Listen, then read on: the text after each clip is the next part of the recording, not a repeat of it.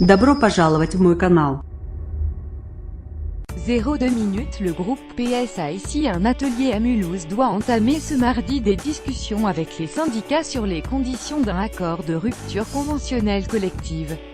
SEBASTIENDOZONAFP organiser des départs volontaires sans passer par un plan de sauvegarde de l'emploi PSE. De nombreux DRH en rêvaient. La réforme du Code du travail l'a fait en créant la rupture conventionnelle collective. PIMKI et PSA lancent cette semaine des discussions avec les syndicats sur le sujet. Les INROC prévoient aussi d'y avoir recours. La Société Générale s'interroge.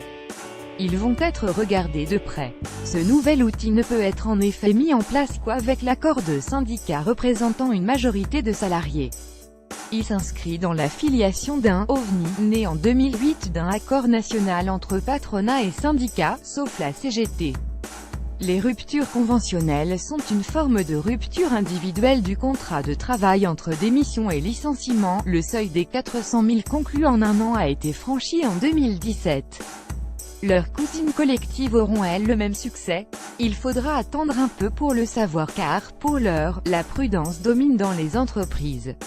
Ces léchis ont bien identifié un certain nombre d'avantages, à commencer par la dispense de la priorité de réembauche ou des critères d'ordre de départ.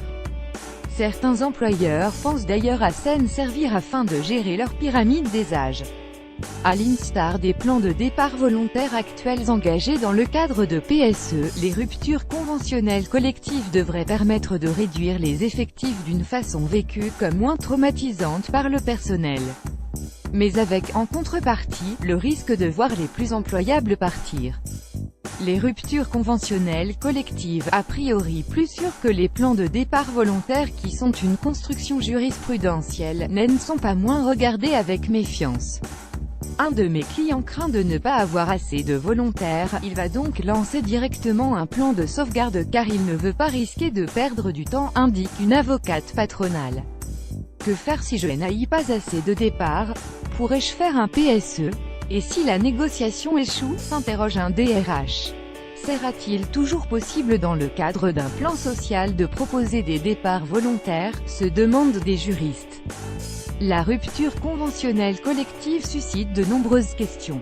Ces léchis s'ajoutent à d'autres interrogations sur le contenu des mesures qui devront être proposées et notamment de l'aide au reclassement, sachant que les accords majoritaires devront être validés par le ministère du Travail via ses directs.